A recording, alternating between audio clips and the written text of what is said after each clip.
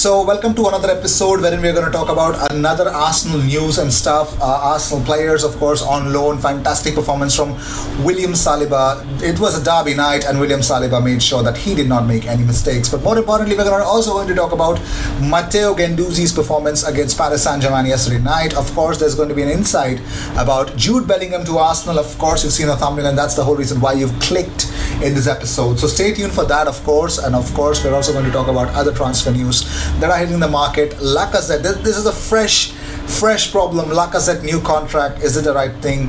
If you guys think Lacazette should be given a new contract, let me know in the comments. I would love to read them and react to them as well. So the first news is, of course, William Saliba, of course, and Matteo Guendouzi were named in the playing 11 for Paris Saint-Germain versus Olympique Marseille. I saw the game, yeah, and for a good 60 minutes I saw it, and afterwards maybe it was too late and I actually slept off, but I saw the good chunk when I got up. This last ditch tackle from William Saliba on Kylian Mbappe. Messi found Mbappe through and he was fantastically moving forward, but William Saliba's last ditch tackle made sure that Kylian Mbappe could not score that chance. That was the last moment of the game, and it was, and the game ended 0-0, man. It would have been 1-0 for Paris Saint-Germain, and because Marseille were promising, they got a goal ruled out of Arkadiusz Milik. That did not help their case. It was offside anyway. So it was a fantastic last-ditch tackle. Not only just about this tackle, William Saliba was so defensively aware. Any forward pass that was going through, he was really coming out and taking it all away. But you know who did not have a very good game? Matteo Guendouzi. I swear to God, that guy really struggled, man. He just lost the possession so many times. The pressing of Paris Saint-Germain made sure that he was losing the ball in regular intervals. He was not having a good passing game, to be fair. He just wasn't having a very fantastic game. So moving on, let's talk about something more, something better, and something really delicious. Aaron Ramsdale has an admirer in David Seaman. You just opened up about, he's got his praise for him. Now, speaking to Daily Mirror, David Seaman says, I have seen Ramsdale in training and in games as well, and I'm really impressed. He improved a lot. He's got a great character and looks to be setting well. A lot of Arsenal fans weren't too sure about Ramsdale signing, but he's proved them wrong so far. It reminds me a lot of what I was used to when I joined Arsenal. The fans also used to sing that John Lukic is better than David Seaman. I remember them saying you'd never play for Arsenal, and I proved them wrong. That's the beauty. That has to be the case, isn't it? That's really cool. I like it. Yeah, this is the sort of you make the fans eat humble pie. That's how it should be. Rock would be proud because Rock loves pie. If you can get that, that's a WWE reference. Anyways, back when it was WWF. So Arteta has now won over Arsenal fans because there's this big question in the in football Twitter that Mikel Arteta versus Ole Gunnar Solskjaer, but Solskjaer's team lost 5-0 to Liverpool yesterday night. So some Arsenal fans took to Twitter and they said something. So one of the tweets was, Arteta will still be Arsenal manager by the time Solskjaer and Espirito Santo get sacked. Another one said Solskjaer is actually worse than Arteta. Another one says Arteta has now won the Ole Lampard Arteta debate. Another one said Elmao, they said Ole was clear of Arteta. Another one said if Manchester United doesn't sack Ole today, they can never make it again. Another one said, at this point, Mikel Arteta is better than Ole. Another one said, Luke Shawn. I think Mikel won the debate between Frank and Ole. So no Frank Lampard, nothing. Not happening, bro, not happening. Let's talk about the man, the myth, the legend, the great Thomas Partey is in the midst, and we're going to talk about Thomas Partey because Gael Clichy has just opened up about him. So Gael Clichy makes a big point about Thomas Partey. So Gael Clichy said, Arsenal will need Aubameyang scoring a lot of goals to have a great season. But again, it's important that you keep your players in the right position, and Aubameyang offers you so much when he's down the middle rather than on the wings. And talking about Partey, he says, I've been waiting for this moment for a long time. I think it was the right moment to have it, and I'm very happy. That's what Partey said when he scored the goal. So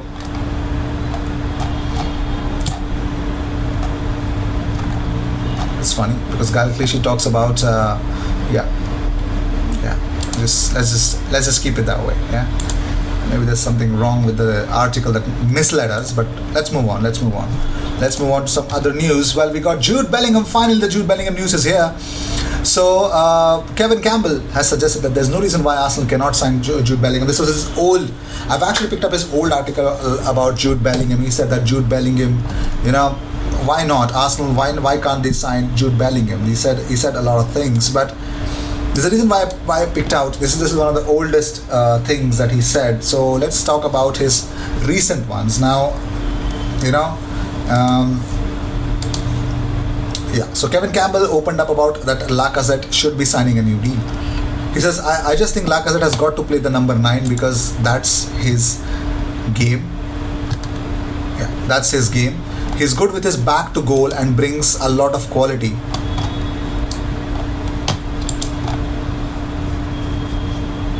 Yeah, I got it now. Yeah. He's good with his back to goal and brings a lot of quality to the team. A great link man. But the number 9 is Calvert-Lewin. So I just don't see how that's going to work. For me, I just don't see it. It makes no sense. So if Lacazette is there, Dominic Calvert-Lewin cannot come in at Arsenal. That is what he's trying to say. So let's see. So Martinelli reacts to Tavares' display. Gabriel Martinelli on Instagram. Well, Tavares actually posted an Instagram post wherein he was talking about his game.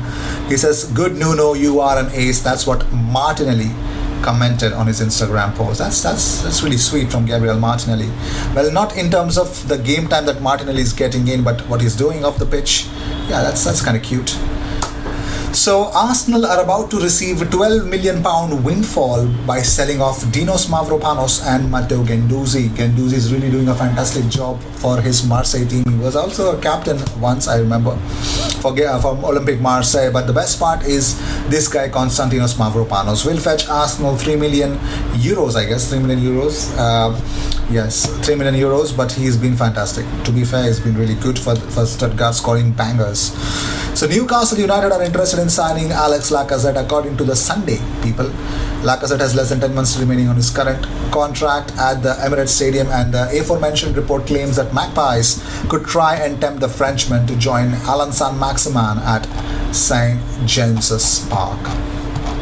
True, that could be the case, but it's a big could be that you'd want to be associated yourself with. So that is that. But that's not the only source of news that speaks about Lacazette. Nigel Winterburn claims that Arsenal will regret losing Lacazette, but won't blame the striker for looking for an exit. What did he mean? He actually spoke to Tribal Football, Nigel Winterburn. He says, it's looking that way. Arsenal's policy this season particularly is to bring in younger players, but then you have to respect the decision on a Lacazette's behalf. He may feel he isn't getting enough game time and needs to move on, or is he somebody who feels he might want to stay? I don't know those details, but anyone who has anything about them wants to play football, and to me he's a guy who thrives on playing games.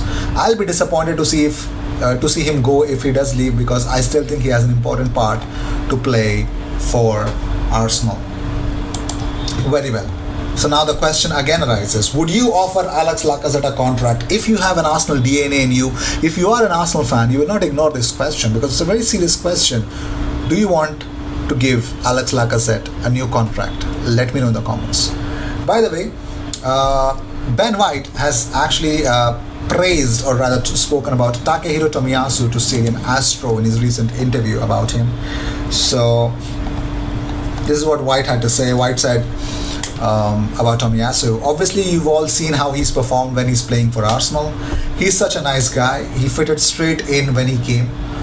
All the boys love him, and he's doing the business on the pitch as well, doing really well.